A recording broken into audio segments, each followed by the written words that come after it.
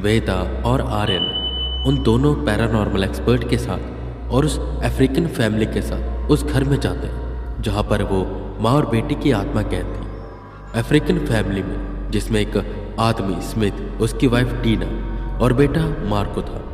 और मार्को बहुत ही ज़्यादा बीमार था और वो तो अपने घर में ही था। वेदा जैसे ही घर के अंदर कदम रखते वो अपना कदम बाहर खींच लेते। क्या हुआ सर? आर्यन ने पूछा, जिस पर वेदा कहते, अंदर नेगेटिविटी तो है पर साथ ही साथ एक गंध भी जो पता नहीं क्यों अलग सी है। ये गंध कुछ जानी पहचानी नहीं लग रही। कोई मांस, पर कैसा मांस? उन्होंने नाक सिंगोड़ी और नाक पर रुमाल रखते हुए वो अंदर आए। सामान सारा सही जगह पर था, कुछ भी बिखरा हुआ नहीं था, घर भी साफ था, उनके भगवानों को भी सही से स्थान दिया हुआ था। और जो घर में नेगेटिव पावर थी इतनी ज़्यादा आक्रामक नहीं लग रही थी। तो आखिर ये हुआ कैसे था? वेदा जी, आप यहाँ का ऑरा सेंस कर पा रहे होंगे। यहाँ पर कुछ ऐसी भी नेगेटिविटी नहीं है। ये जो स्पिरिट्स हैं ये शांत है और इसलिए मैं खुद भी हैरान हूँ कि मार्को को ऐसा क्या हो गया। क्योंकि जहाँ तक मुझे अभी भी लग रहा है कि जो मार्को को हुआ है उसके पीछे स्पिरिट्स का कोई हाथ नहीं। जिस पर एकदम से वेदा ने कदम जमाए। तेज हवा का झोंका वेदा को छू कर गुजरा। कितनी देर में घर का सामान हिलने लगा।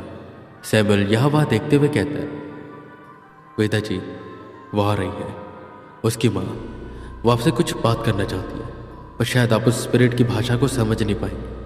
उसकी भाषा तो अलग होगी ना, वो तो हमारी भाषा भी नहीं बोल सकती। जिस पर वेदा मुस्कुराए और बोले, आत्माओं की एक अलग भाषा होती है, तुम उसकी चिंता मत करो, बस इतना बताओ कि वो कहाँ पर है। वेदा की तरह कहती सैमुअल ने ऊपर के कमरे की ओर इशारा किया। वेदा उस कमरे की ओर बढ़ने लगे। पीछे पीछे सभी आते, जिस पर वेदा उन्हें वहीं रहने को कहते और अकेले उस कमरे के अंदर जाते। दरवाज़ा खोलते उन्हें सामने सोफे पर एक महिला और एक बच्ची बैठी हुई दिखाई दी। वो महिला काफ़ी चिंतित लग रही थी। सैमुअल भी अब तक इन्हें देख नहीं पाया था, न इनसे अच्छे से बात कर पाया था, पर वेदा इन्हें साफ साफ देख पा रहे थे और वो इनसे बात भी करने वाले थे। वेदा सामने पड़े सोफे पर बैठते हैं और कहते हैं, बताओ तुमने ऐसा क्यों किया? वो बच्चा तुम्हारी वजह से तड़प रहा है और वो मरने की कगार पर है। उसे मारकर तुम्हें क्या मिलेगा? जिस पर बच्ची रोने लग जाती और वो महिला कहती है, हमने ऐसा कुछ भी नहीं किया। मैंने बस उनसे कहा था कि हमारे रिवाजों को जिंदा रखो। ये हमारा घर है, हम यहाँ पर पहले थे, हमें स्थान दो। और हमारे जो साथी हैं, जो रीति रिवाज हैं, उनसे मिलकर रहो, हमारे रिवाज का हिस्सा बन जाओ। मेरी बेटी को अपने बेटे के साथ खेलने दो। इसके अलावा हमने उन्हें कुछ भी नहीं किया। और जो मार्को की आज तबीयत खराब है, वो उसे कोई बीमारी नहीं बल्कि एक श्राप मिल चुका है। ये सुन वेदा आगे की ओर हुई और बोले, श्राप?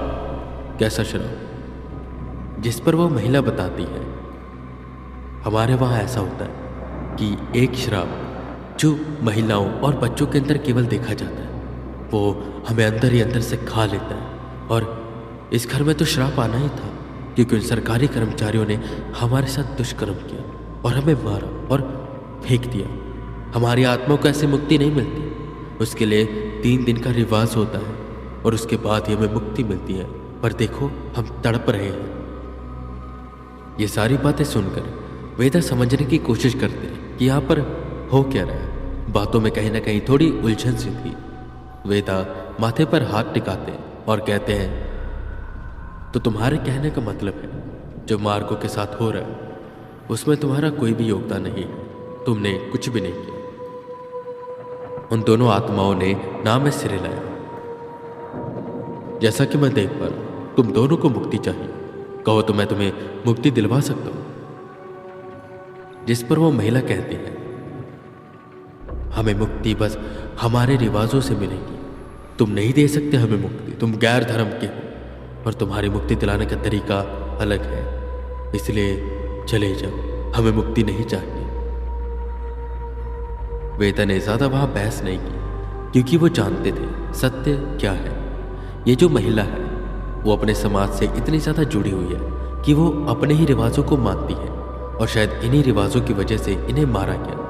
अफ्रीका की सरकार ऑब्वियस सी बात है कि अपना जो रिलीजन है उसको आगे बढ़ाना चाहती है और वो नहीं चाहती कि कोई और रिचुअल्स यहाँ पर किए जाए, और जो रिचुअल से इन्हें मुक्ति मिलेगी वो वेदा नहीं जानते और ना ही वेदा जानना चाहते थे। वेदा वहाँ से बाहर आए। सब बाहर बैठे वेदा के आने का इंतजार कर रहे थे।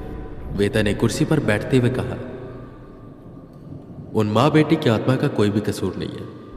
मैं एक बार मार्को से मिलना चाहता हूँ। मैं देखना चाहता हूँ कि उसके अंदर सच में कोई आत्मा है या नहीं। मार्को की माँ उन्हें उसके कमरे में लेकर जाती है जहाँ पर मार्को सो रहा था। वेदा ने उसके माथे को छुआ पर उसके अंदर कोई भी नेगेटिविटी नहीं थी। वो बिल्कुल ठीक था। ये तो बिल्कुल ठीक है, मतलब इस पर कोई भी ऊपरी साया नहीं है।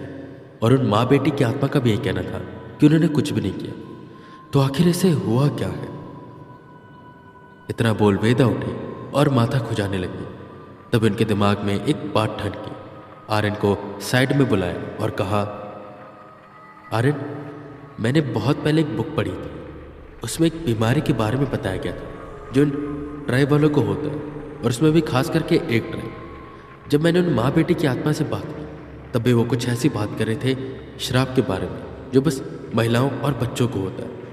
और जो मैंने बुक पढ़ी थी उसमें भी लिखा था कि ये बीमारी बस महिलाओं और बच्चों को होती है। आर्यन भी काफी देर तक सोचता है और कहता है, सर, कुरु, इस बीमारी का नाम है कुरु। मैंने भी काफी सुना हुआ इस बीमारी के बारे में। ये पापुआ न्यू गिनी के लोगों को होता है और वो भी वहाँ का एक खास ट्राइब है, उनको ही, क्योंकि वो अपने रिचुअल में इंसानों का दिमाग खाते हैं। वेदा को सब कुछ याद आ गया।